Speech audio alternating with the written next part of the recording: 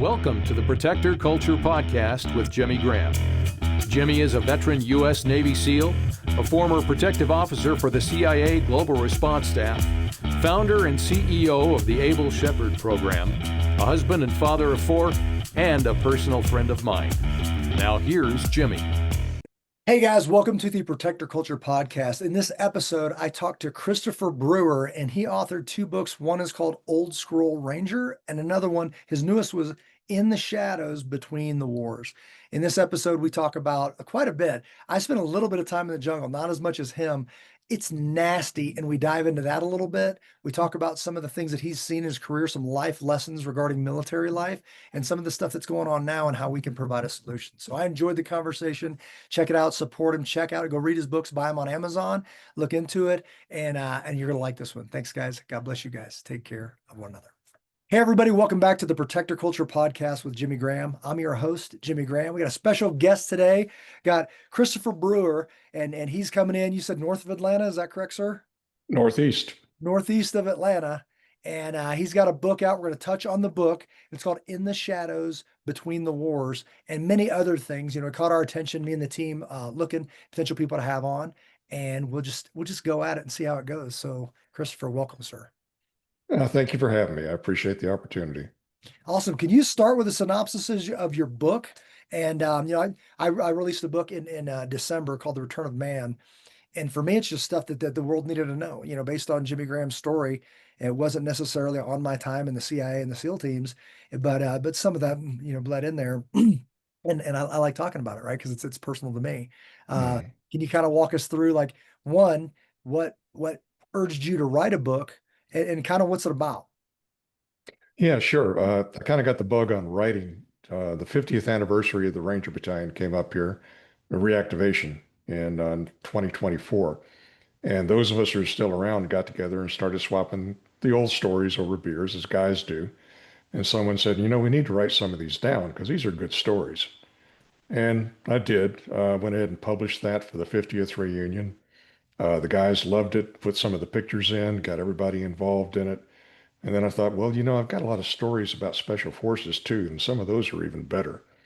But a lot of those were also, this is highly classified. You must take it to your grave. You shall never speak of this, for a variety of reasons that I do get into in the book. But I noticed that SOG from Vietnam, Project Phoenix, they've got their own Facebook pages now.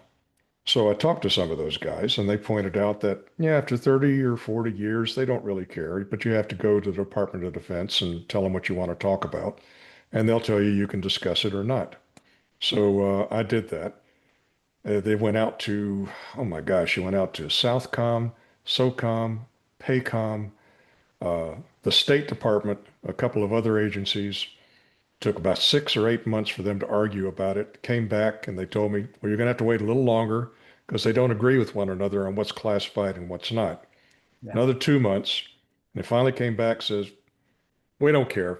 It's been this long. You can talk about it, but don't use this particular acronym. And they gave me an acronym that I've never heard of before, but they said, you can talk about it as long as you say it like this. I said, okay. So I did. And that's how we got to the book now. Right on. So is it your personal stories or shared stories from the community? This is kind of new to me, so it was easier for me to write about stories that I lived through. But the intent of the book really is there's some historical events in there, but most of what I'm trying to accomplish with this is I get asked all the time about, should I come into the military? What's it like? So I tried to capture that. You know, this is what motivated me to come into the military, to stay in the military, to go into special operations. There's a chapter in there on going through the qualification course and some of the missions that we went on. And the idea, I'm hoping, is partly for our guys that were out there on the stories they weren't allowed to talk about, but mainly for the, 94% of the population of the United States that has no military service, has no idea what we do. Give them a little bit of insight. Yeah. I know that I knew very little about special operations coming in. And then, and it was kind of, I was embarrassed for the dude. Like the recruiter didn't really even know much about the SEAL teams. It was an Army guy when I wish I'd have known his name or remembered his name, written it down or something.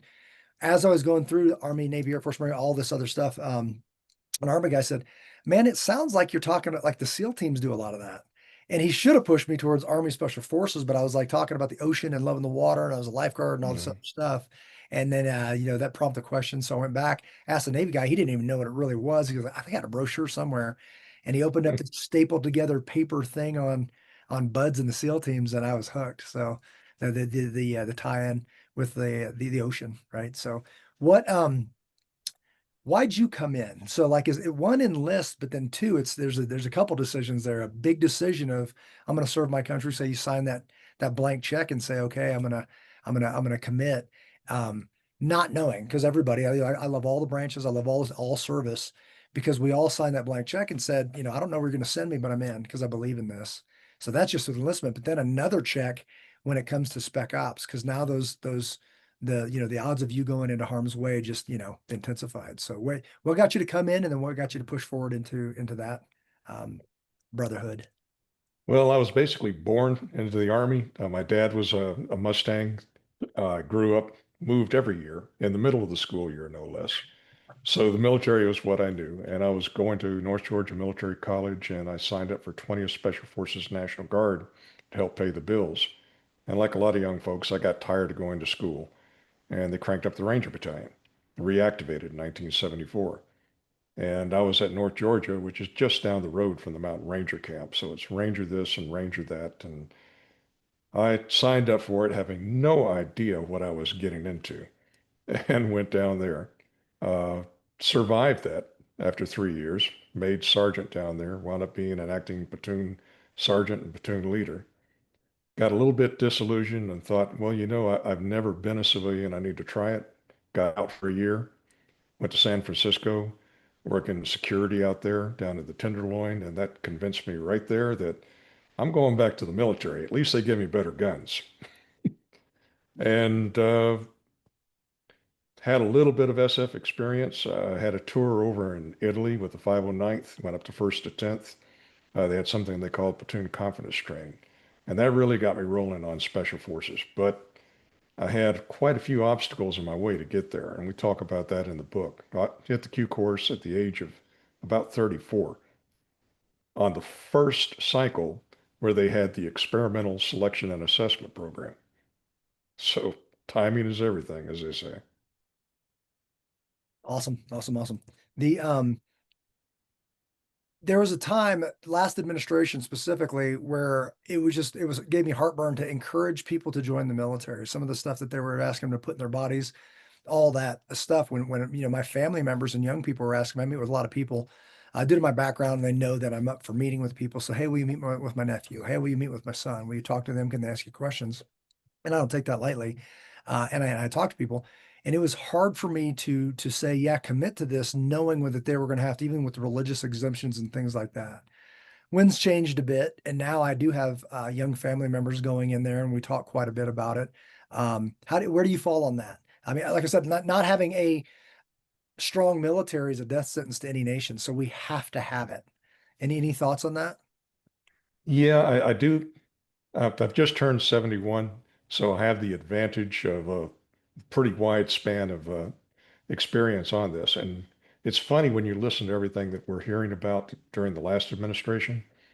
That was part of what motivated me to get out and part of what caused the Ranger Battalion to be founded. Because when we came out of Vietnam, we had a lot of problems. And then we got into the Carter administration, and defense was cut way back for a period of time there. We didn't even have enough funding to go to the range. We couldn't take trucks. We had to road march everywhere we had to go. And it was not a real good time to be in the military. And what I tell everybody is it goes through cycles. There used to be a recruiting motto years ago about that time that today's Army wants to join you. And I put a blurb in the book about that, about how this is why I could not be a drill sergeant, because I have no desire to join these little pink-haired, earring-wearing, limp-wristed, absolutely not. They have to prove themselves if they want to join us.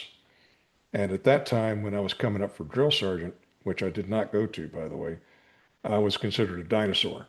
And I probably would not have survived. Guys were getting thrown out. There were stress cards. You couldn't raise your voice to trainees. And that was back in the 80s. And now you see, we've gone through the cycle again, and now we're heading back up to where we need to be. That it is a warrior ethos. We are there for a purpose. There are standards. Everyone must meet the standards. And I'm so encouraged by some of the things that I'm seeing now. I've always disapproved of having the physical fitness test on a graduated scale for male, female, and age. You know, the only reason you have a graduated scale for age is so the sergeant major and the brigade commander can get the same score as the 18 and 21-year-olds. And there's no reason for that. You have one standard tied to the job. You have to have a higher standard for the jobs that you and I did versus someone who's going to be in an administrative position or something like that. But one standard, everybody meets the standard. And we're headed back in the right direction. Yeah, absolutely agree. We say around here in the business that I run called Able Shepherd, um, a standard is easy to set, but it's hard to defend. You know, everybody can say, hey, we're going to be the best, or hey, we're going to shoot this, but then it's going to get challenged over and over. Well, what about women? What about this? What about that? And I really appreciate, I think, you know, that burned it in for me was with GRS, Global Response Staff, being a bodyguard for diplomats overseas with the CIA. They had a really good standard.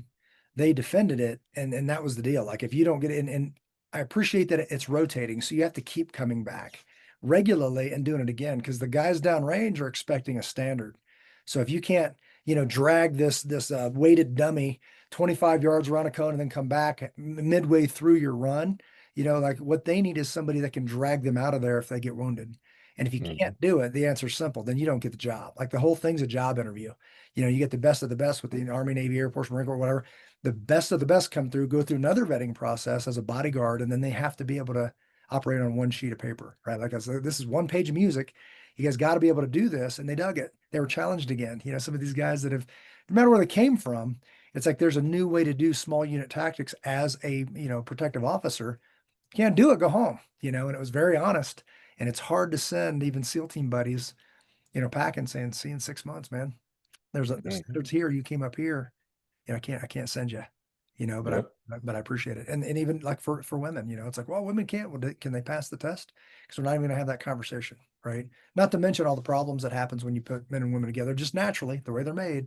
And now they're over there. I remember years and years ago when I was looking to be law enforcement, I was going through some psychology classes and things like that. They were talking about within criminal justice, it's different if Christopher calls Jimmy and says, I need backup, or if little sister does, right? Christy calls me or whatever, whoever this female officer, the whole force is coming, right? Which isn't correct. So we send what's appropriate and cover your flanks and all that kind of stuff. But it's like, she needs me. And there's a thing inherent in men. It's a good thing, but it's not necessarily best for the mission. So I absolutely agree. Military life. What year did you come into the military? Enlisted for the first time in 1973 in the National Guard and came into the Ranger Battalion active duty in 74. Can you tell me a little bit about that? Because we talked a little bit before we started recording. I remember, standing in line at the AT&T booths to call home, and that wasn't much because there's all these lines and we're out operating, doing all this stuff, paper letters, care packages, and all that kind of stuff. No social media, none of that. What was it like for you while you were serving in 73, 74 and beyond? No internet, no cell phones. They did not yet exist. That was interesting. Coming into the Ranger Battalion as a private, I really literally had no idea what I was getting into, but all of the non-commissioned officers and the commissioned officers, with one exception, were the survivors of SOG and the Long Range Reconnaissance Patrols out of Vietnam. That was a hardcore crew. And their mission, that General Abrams, who was Chief of Staff of the Army at the time, was that the Army standards are low, morale is low right after Vietnam. There's racial division, there's drugs, there's alcohol. You guys are going to be the best light infantry battalion in the entire world, and you're going to prove it to the entire world. And then you're going to go out, and we're going to put you out in all the conventional units worldwide, and you're going to bring them up to that standard. So that was a pretty significant emotional event, learning how to lead and how to be an infantryman with that crew. Um, in terms of the communication that you talked about, there's a chapter or two in the book when I went down to Colombia years later, in the late 80s, as a matter of fact. Cell phones were starting to come in by that point in time. Computers existed, but the laptops were still a brand new thing. So the way special forces worked, you'd go out, at that time, we'd go out for 6 month deployments. If there was a landline telephone where you were, they wanted you to try and call back. But more commonly, we took a 32-pound 74 Bravo HF radio and cut wires to make antennas so we could make a comm shot to the rear once a month and let them know we were still alive and tell them what we were doing and receive guidance on what we were supposed to do next. And that was it. The rest of the time, it was up to you. And there was no call home, and the cavalry ain't coming. And you had to keep that firmly in mind. Wow. Single or married in those days? Yes. So Well, when you enlisted, were you married? I was not married when I was enlisted. I got married while I was on active duty. I got divorced on active duty. And then I got married again after I retired. After you're retired. Yeah, that's tough. The I can't even imagine right now because I haven't thought about it in a minute, like how quickly you can just talk back home. Because I know that there were cell phones when I came in 95, showed up to boot camp in October of 95. But then there's the regular Navy stuff. Then there's BUD/S, SEAL training. Then there's all this, and in your first deployment. But yeah, it was letters. There were were the cell phones a little bit later, I believe. I mean, that I had that you could actually call back and forth with. But I do remember standing in line to use the phone quite a bit. And now it's instant. There used to be satellite phones when I was with the agency where you could use one of those for primarily emergencies. Not a lot of chatter, definitely not where you're at and all that. But right now it's got to be an OPSEC nightmare trying to control all that when it's so readily available and in the hands of soldiers and sailors. I've spent some time in Colombia. Tell me about the jungle. Can you explain the jungle for people? Because I got something to add on that. I'm not a hot weather guy. Thankfully, all my deployments were winter, and I prefer cold weather because you can get warmer. But the jungle was a struggle for me. I did that with the reserves as we'd go out and train, do joint training in Panama and Colombia. But you spend some time in the jungle? Yeah, I went through the jungle operations training course in Panama 3 times. Once to learn, and then the other 2 times to help everybody else who was going down there get through it. So What kind of yeah, things did you learn? Because it's a very interesting course, and I was there for part of that. So can you kind of talk through that? yeah, learned and unlearned. Ranger Battalion, we went down, and one of the things that they told us is you do not try to move at night. There's just too many things that can go wrong. And of course, our leadership said, no, you do not understand. We are Rangers. We move day, night, anytime, nothing holds us back. And we carry our 90 millimeters, and we carry our mortars, and we carry everything that is TONE equipment. And by God, we did. And there's some interesting experiences on that in the first book, Old Scroll Ranger. But the big thing that I remember about the jungle is that it seemed to be there was always a challenge, depending on time of year. And I went down during rainy season and I went down during dry season. But the idea was try to stay dry for as long as you can, which was never very long.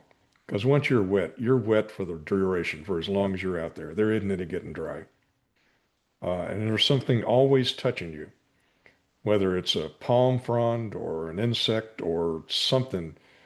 You always had this creepy crawling feeling because everything is right here around you that you're trying to move through. Uh, do you remember an old TV show called Survivor Man? Survivor. Yeah. Yep. He'd go into various situations and then he'd talk about what he was going to do to make his way back to civilization. And he went down there to the JOTC down by the Chagres River to shoot a show. And I was sitting at home watching him on this, and he was talking about, and now we will strike out to try and find civilization because I know that the coast is about 4.5 miles in this direction. So I'm going to go into the jungle tonight, and I should make it out by sometime tomorrow afternoon. Yeah. And I'm chuckling, going, Yeah, right. yeah, right. Okay. And I turned to a friend and said, next scene, you're going to see Survivor Man going, that was a really bad idea. And sure enough, he was, Cut. I'm going to follow the river and I'm going to go down and take this route. You don't want to go into the jungle and stay there overnight because at night, everything comes out. Yes. Vampire bats, jaguars, uh, 8 foot snake, poisonous snakes, you name it, they're out there and they're coming after you. Working, particularly in the boats, because we were obviously launching through boats and all that. I remember coming up and with the guys and you're getting ready to come up and shore it and then go up into the and crawl around to your secret stuff. And the boat bumping a tree and that Mhm. little bump just covered everybody in ants. And Yes. and then when one hits, they all hit, and it's just like Mhm. your body gets electrocuted because they're covered in them and you don't know it. And then they bite, and then it's just on, and then it itches like nobody's business. Another one was like the black palm, the trees when you get out of the boat and you just, here in North America, and I spent a lot of time in the woods, including this last week. But getting out of the boat and just for support, reaching up and touching a tree, Mhm. look at your hand, and if it's not punched all the way through like a nail like this, it looks like it's fur. And it's like, I don't know, it seems like millions of tiny needles that you can try to scrape off, but they're already in your skin and pus has to bring them back out. It's just like I said fighting in the jungle would be like jumping off a three-story building. I'll do it if I have to, but I don't want to practice. It's like, I know you got Yeah. to practice to get good at things, but you're like, man, it's just that miserable. In that regard, in the same way, it was awesome because once you've done it, you've done it. Once you do it, you've done Mhm. it. But I remember going out there and then doing all that and having a guy that was a guide that teaches that course you mentioned. We'd be driving out there doing logistics stuff, and he'd like stop the car. You'd see a snake run across the road that was long as the road. He'd jump in the bushes and come back with it, or walk Mhm. over to an old dead tree, kick it over, and then pull out grubs that big. And he's like, "Hey, these are food." And you're just, it's a different world out there, and no breeze.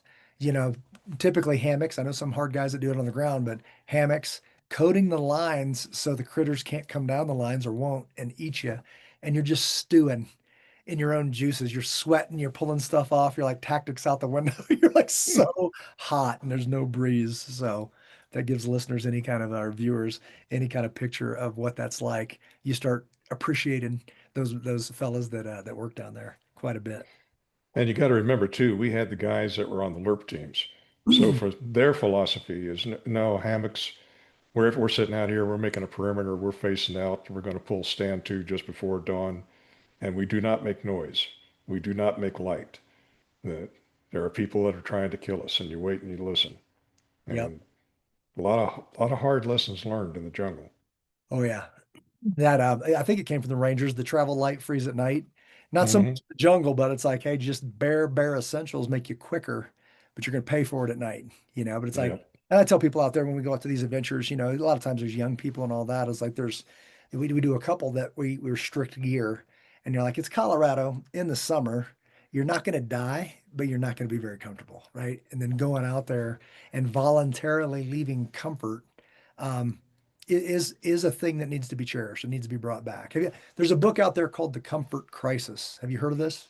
No, I haven't. It's a fantastic book, and it talks about how our comfort, like when you want comfort, when you attain comfort, you just want more of it, and more of it, and more of it. Everything from the shoes we wear to sitting in chairs to always wanting more, a softer bed where your bed's so soft you can't sleep anywhere else. It's like my sleep number or nothing. And then you travel and you're miserable, right? Um, but the answer to that, as best as I could see in the book, was the way you battle that is to voluntarily leave comfort. You choose to leave comfort to hang on to that kind of thing, you know, Hmm. Very that true. grit that is required for people that choose that way of life. The first book, Old Scroll Ranger, there's a lot of the field craft in there because I was a private going through sergeant. And there's chapters in there. There's actually a chapter of the Special Forces Underwater Operations course. I was a first ranger who went to the Army version of BUDS. Uh, there's a chapter on Panama. There's a chapter on desert, White Sands, New Mexico. There's a chapter on the North Slope of Alaska in February. So everything that you're talking about, if anyone wants to know what it's like out there, they can find that in there in graphic detail. Awesome, awesome. Let's talk about that for a second. So that book, what was that your first book Yes. ever written? Okay, so walk us through that one, just a synopsis. Old Scroll Ranger is just about coming in as a private, uh, literally dropped off on the side of the road, handed a map and compass, and being told in October, when it's cold in the middle of a swamp, that you have been assigned to Bravo Company 3rd Platoon and your unit is 3,400 meters on a magnetic azimuth of 310 degrees. Move out. And oh my word, and move out. And then learning from some of the best soldiers in the United States Army, things that I learned that just to this very day help me in terms of discipline and understanding and priorities and all the rest of it. And it absolutely invaluable. Uh, I was selected to go to when we started sending people into scuba school, Special Forces Underwater Operations. The first sergeant called me in and told me, Specialist Brewer, you're going to the Special Forces Underwater Operations course. Don't flunk or I'll have your ass. And remember, this is 1975 at that time. Yeah. So I asked the First Sergeant, what is the Special Forces Underwater Operations course? Shut up. They'll tell you when you get there. And I literally had no idea till I checked in that this is scuba school. And needless to say, I had no pre-scuba. So, and it goes on from there. Then there's a chapter on Panama, Alaska, desert. There's a chapter on how we did live fires and how we trained for it. And the live fire in the Ranger Battalion is not left and right limit range, this bullhorns. You take the whole battalion out to a section of woods. We're going to attack that hill and we're going to fire everything we've got. And we're going to do it in the day and then we're going to do it again in the dark. And we didn't have night vision in those days. There was one set of night vision goggles in the platoon. And each squad had one of the old PVS-2 mounted on a rifle. That was it. Most of us are running around in the dark. And if you shoot somebody, you'll be relieved and thrown out of the battalion. Don't mess up. Those were the standards. There's a chapter on leadership, why it's important to learn how to follow so that you can learn how to lead, and some of the experiences on that. So that's soldier craft. That was meant for soldiers, what it's like to be a soldier. The second book, that gets into SF, why would you want to do it, and some of the things we did. There are some of the missions that are in there were TSSCI up until they were declassified. And there's some stuff in there, Colombia and Panama, that people just don't know about, Yeah. and out in the Far East.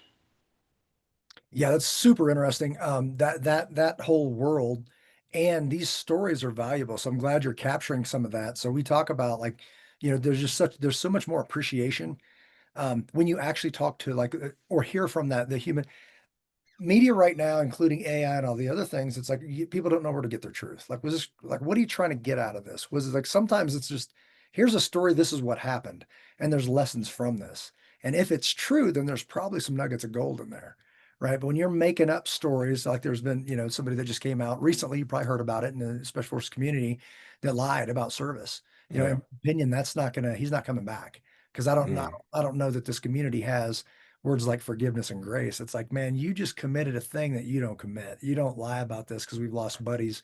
This is a sacred thing. And then you not only profited on it, you expanded. You had a great resume, but you needed to be the guy. And it became all about you. And I don't know if he's going to make it back. And maybe rightfully so. So And any that's on that, on humility and talking about that kind of stuff, because that's a life lesson. and that's something I'm talking to the publisher now on the new thing they're putting together is everyone needs to understand these are my stories, but it's not really about me. I'm Yeah. just using that as a vehicle to talk about what the life is like and why we do it and things that happen. And right in the introduction of one of the books, I point out that, look, I'm no hero. I was I was a tweener. I came in after Vietnam. I got out before 9/11. I wasn't in the right place, right time for Grenada. I was almost in the right place, right time for Panama, but I was in Colombia getting shot at down there where you're not there and it didn't happen and don't talk about it. And when we got out of there, we went to Panama and it was already over. And they sent all the combat troops home and they told us, all right, give them their guns back, and you two or three or four of you live with them in every compound throughout because we think they're going to pull a coup.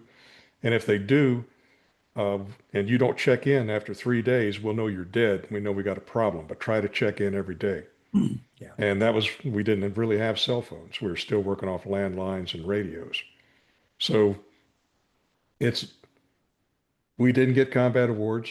We didn't get medals. They tried to put us in for medals once or twice, but there was no, it didn't happen, weren't there. Here's an ARCOM, Army Commendation Medal. Good job. But that's the point, is that you're not doing it for the badges. You're not doing it for all of this. You're doing it for the experience that most people never have. And you're doing it because of the guys that are with you that are going out and doing it. And you're doing it for the country because it's something that needs to be done. And I'd do it all over again, given the opportunity. But I retired because I was out running with the teams. I was a company commander in Okinawa. And the team sergeant, saw him with two of the guys over on the side, just wearing them out.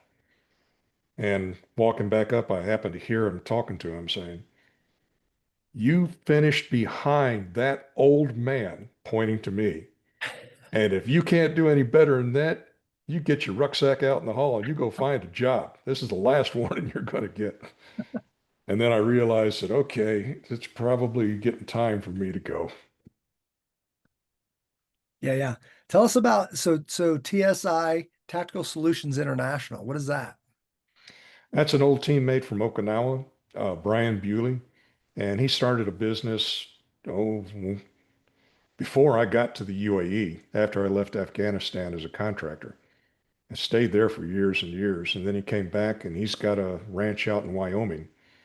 And he's been doing other jobs. The company's kind of gone quiet here for a while, but he does security. And mainly what we do is we've kept our network. And you know how it is in Spec Ops, we've got friends all over the world. Somebody will come in with a problem and say, "Hey, I've got somebody who's in big trouble in Nigeria." We went into Nigeria, coordinated with some of the friends up in the River Delta to get people put together to have a way to get out if they got in a problem with all the piracy and the other issues. I've got equipment that I need to get moved into Thailand. Yeah, I know somebody in Thailand. We'll make a call, get everything done, get it done properly, legally, get whatever you need coordinated. And we just work contracts, not all the time, but when something special comes up, they'll give us a call and we'll look into it. So there's a back into the life lesson kind of thing and in that area for young people or some of our viewers that are young. We got a lot of people here that are, including me. Now we live in suburbia. I've got a Labradoodle. We got two SUVs or whatever. So it's like there's a problem here, and it's pretty immediate, in my opinion, on a domestic terror side of the house. When we're talking about, several million undocumented illegal aliens in this country that were I believe strategically placed within this country, and this woke agenda that's a cancer from within for our young people, and it's really tearing up our future. I don't have a sense of humor about that at all, but that being a problem, what do you see as a potential solution? That's a tough one. It really is. There's a there's too many people who've read not enough books, but the ones that they did read, they've pretty much assimilated them into their life. And Karl Marx is a good example. And if you've read Karl Marx, one of the things that they advocate is that you foment revolution by instituting tribalism. You have to get people separated into groups and you have to keep them at one another's throat. And this stabilizes the system to where you can take control. And that's precisely what they're doing. You see some of these woke organizations that proudly proclaim themselves to be Marxist. Yes. And that's got to be countered. In terms of the illegal aliens, I would encourage everybody to remember that 90% of them are just people trying to make a living and get the same life that we've got. But they've also allowed a lot of people that have ulterior motives to come in with that flood. And when I retired, one of the things that I did was I was a threat options analyst for Army Materiel Command. Basically, I built target folders on all of the manufacturing sites. If I was a terrorist and I wanted to mess you up, this is how I'd go about it. And then we trained the security staff on what to look out for. We started the slogan, "If you see something, say something." In those days, the police would say, "No, we don't want all these calls flooding in. We get a bunch of crank calls all the time." So we helped them go ahead and develop different software programs and different web pages where people could go ahead and send a photo or send a Word document or just type in what they think they saw, and then the computer would do the search and separate the wheat from the chaff so they could do it and get the people inside the facility talking to local law enforcement. For a long time, they didn't even do that. And we ran red team exercises, teach them what hostile surveillance looks like. And okay, there's a guy across the street from your main gate videotaping people coming in and out. That's one of the things we talked about. You have to counter. What are you going to do? Well, I'm going to go arrest him. You're a security guard on a federal facility. Do you have jurisdiction across the street? Well, no. Should you be talking to the local police force? Should you have an FBI contact that you can call? And these are the networks that you have to establish. Mhm. And something as simple as, I know one facility we went to, we used to call it dropping breadcrumbs when we were doing red train. We'd do the target folder, and then we'd come in and we'd do our surreptitious surveillance where we didn't want to get detected to collect what we needed. And once we had a package put together in the briefing slides, we'd go in and we'd teach them. This is everything we see. This is everything that's going on. And now we're going to teach you to recognize it. And we'd go back and do it again. And we'd also tell them there's breadcrumbs that you can find. And one example was there was one place we went to that found out that they had schematics and blueprints of everything on the military base at this one little office off base that was the utilities office, to include the sewer lines and storm drains that were in underneath, all the power lines, all the critical nodes. So once we found that, that's an obvious vulnerability, but then we go in and we talk to this sweet little old lady who ran it. It would give you a copy for $10 of anything she had, and we'd ham it up a bit. So we'd come in and, Здравствуйте. I understand you have schematic of American military compound here that shows the sewer line underneath and power line, all of this. I can have this for $10. And she'd go, big eyes, well, yes, you can. And then we give her a card and say, okay, someone's probably going to come ask you some questions. We would like you to tell them exactly what we look like and exactly what we asked for. And then we go back to the facility again and say, there are breadcrumbs, if you go look for them, that you can find. Well, we don't have jurisdiction. Talk to the police. Ask them to help you. Do this, do that. And we spread your network and be aware of what's going on around you. If it doesn't look right, tell somebody. And not just tell them, but get a description, get a tag number, look at your watch, get the time of day. Go ahead and call the police. If they're not interested, call the local FBI office. And maybe it's nothing, but that's how we catch up with these guys. And in the course of doing those red team exercises, we identified 2 Al-Qaeda operatives that were doing the same thing we were doing while we were doing it. Oh, wow. And we were able to assist the FBI in capturing one of them. So it does work. And if you can be a part of the solution, and the biggest part of the solution, in my opinion, is stop shouting at one another. Mhm. Listen to one another and talk to one another, because there's people that want to divide us into these warring camps. Just don't let it happen. And I don't care what issue it is, climate change, abortion, politics, both sides have a valid point. Listen to it. See where they're coming from. See why it's important to them. See if there's a compromise that can be reached, because that's what the democracy is about.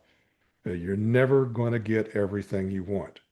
And if you got 51% that gets something through Congress this time, next election cycle, there's going to be 51% that's going to take it away. So that's why the Constitution is written the way it is, that you can't change the Constitution without having 3/4 of us who all agree that it needs to be changed. We just got to talk to one another. Yeah. We say it this way. Right now, people, they don't say what they know. They scream what they've heard. Right? Exactly. People are just yelling. They don't even know why they're mad. And if you can keep some composure, we have a class called de-escalation. It's not just talking down the violent guy. It's how you talk to people and just, asking a simple question like, do you believe that to be true? And watch people just, their whole world come unraveled. They're like, not really. I'm like, but you said it. Like, I heard you say it. You say it a lot and you don't even believe it, and they're like, huh, it's so commonplace to just repeat what so and so said that's got an agenda to sell you something or to win you over to do whatever and get off of that thing of it. Sometimes it's an ancient answer is it's the right thing to do. It's like, why'd you do it? Because it's the right thing to do. And there's still people out there that speak like that. We have a thing, you mentioned this, we call it a safety culture. So the podcast is Protector Culture Podcast. We talk about pretty much anything under the sun. But when we're teaching and going and doing some of these reality-based training scenarios and planning for, to recognize school shootings and all that kind of stuff, it's like we say, study what's normal.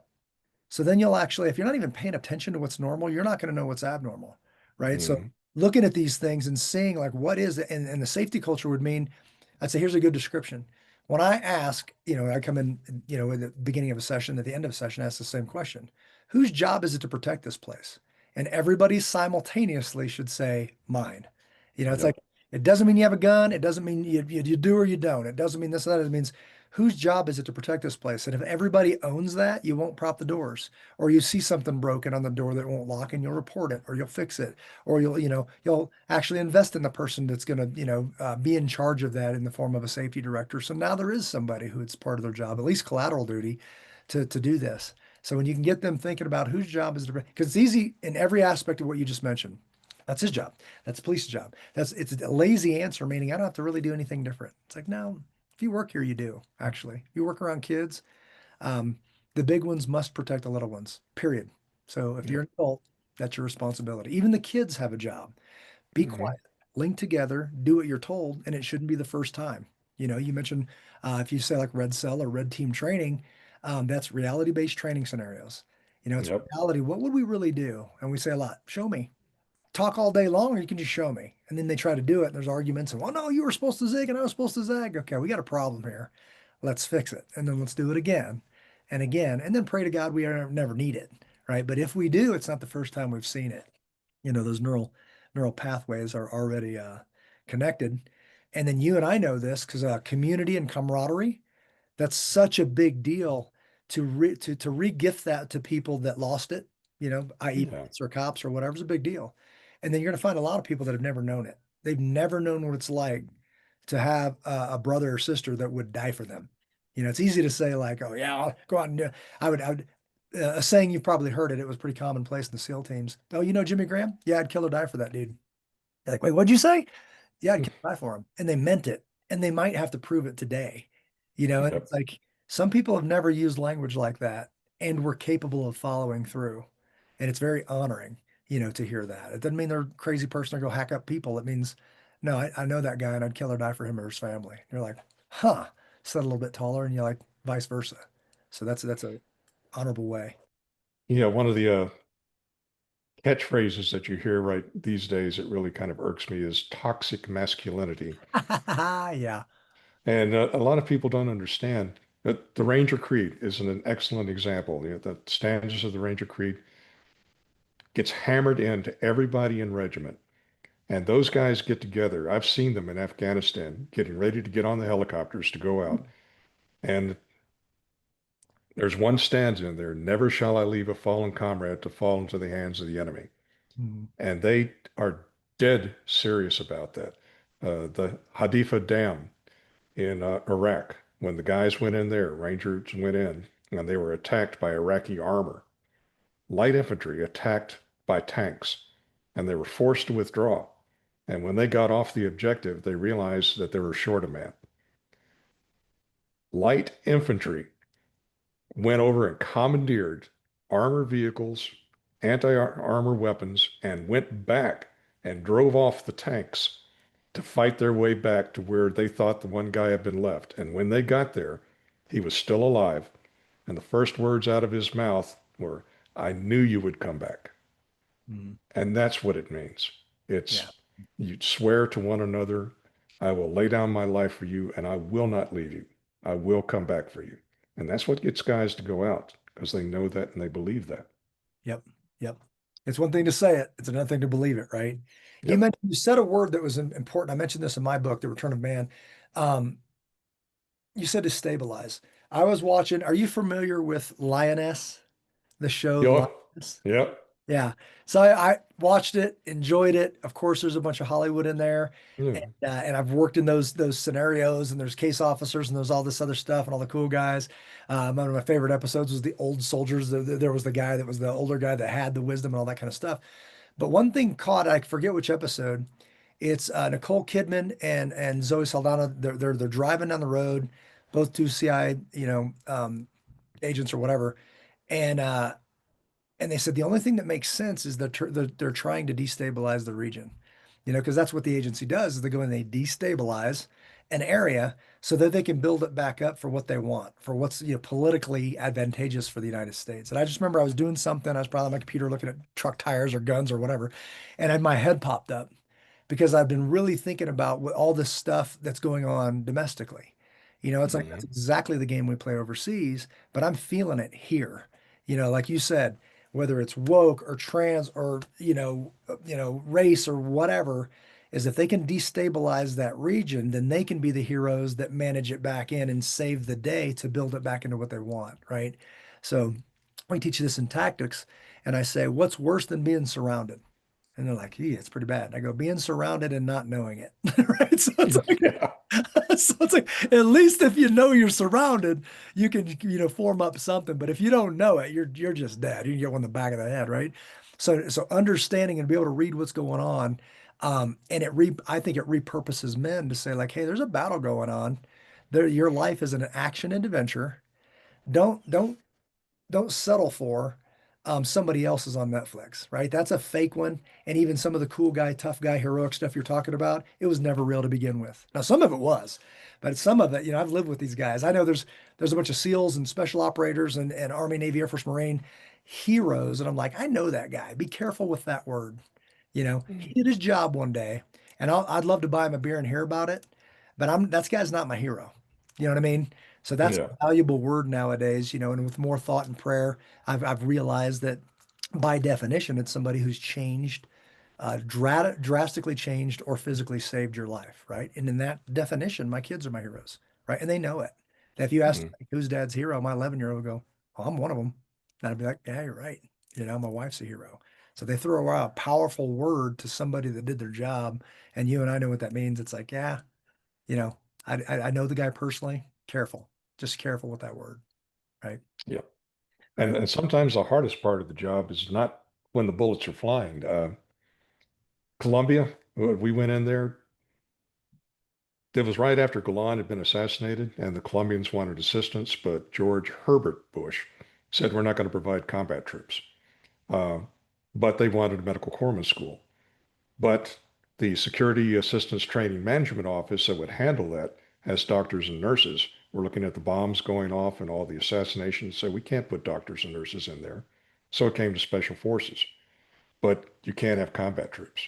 So we were reassigned to SATMO and became logistics guys and flew down in civilian clothes. Were given one Beretta and one 50-round box of bullets and two magazines, no holster, and were driven to the south side of Bogota where all the fighting was going on to the logistics school and dropped off and told, we can only do this once. We're not coming down here again for 6 months. At the end of 6 months, if you're alive, we'll come get you. But you're on your own.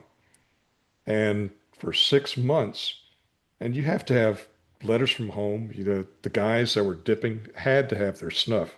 There's a good story in the book about that, by the way. Uh, so we had to come out, and you couldn't have a vehicle, so we had to walk to where the buses would come. And then once you got a bus, you had to take the bus up to where the taxis would go.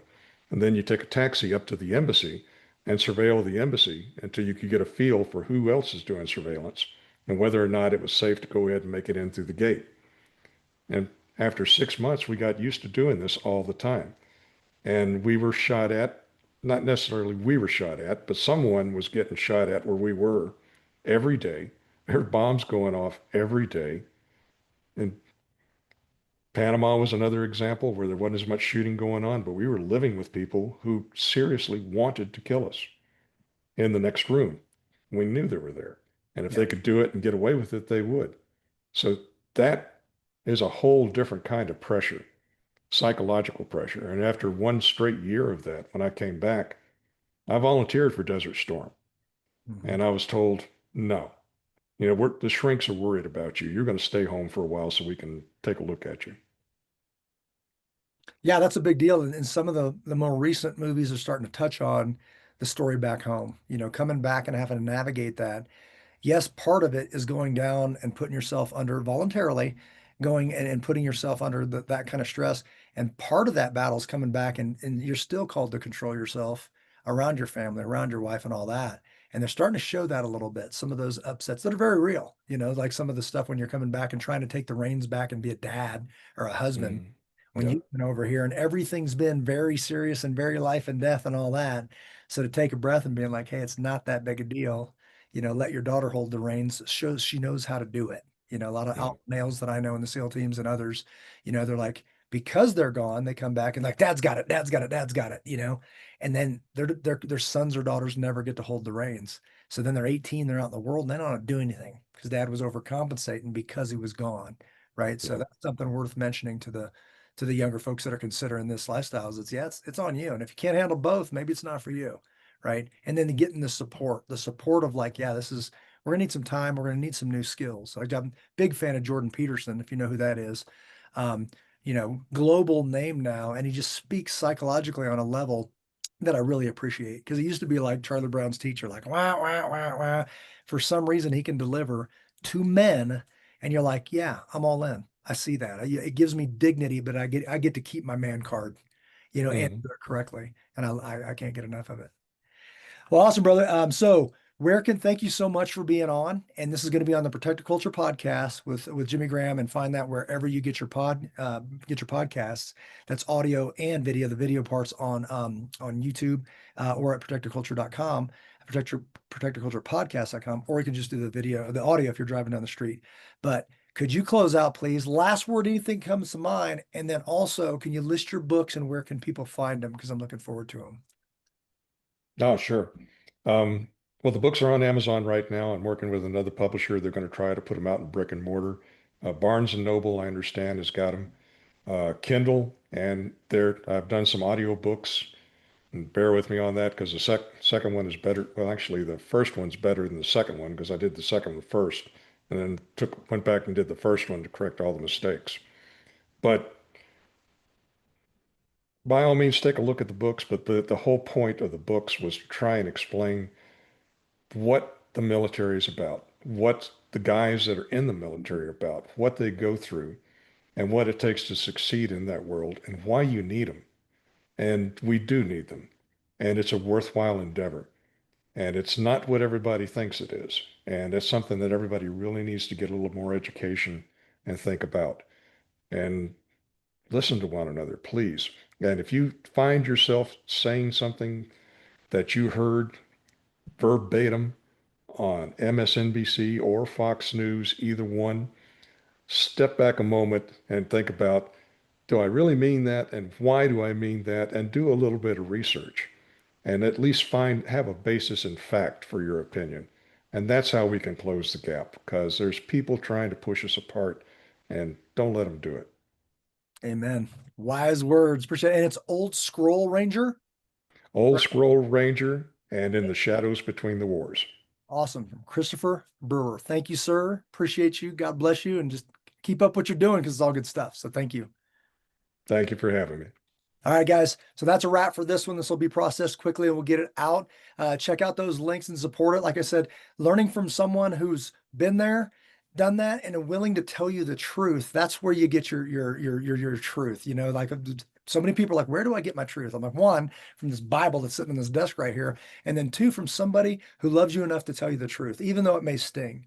So until we see you guys again, God bless each and every one of you. Love you. And we mean that. Take care of one another. All right. That's a wrap, sir. Thanks a lot. Okay. I appreciate that. And like I said, it'll be on the Protector Culture podcast. That's on YouTube, or you can just type in Protector Culture podcast and we'll get that out ASAP. All right. Thanks for the opportunity. Good All right. discussion. Blessings. Good to meet you. I enjoyed it. Thank you. Take care. Bye. Hey, everybody. Thanks for joining us again for another episode. Please be sure to follow us and support us on all of the social media. That's Facebook, YouTube, LinkedIn, Instagram. All of that starts by visiting ableshepherd.com.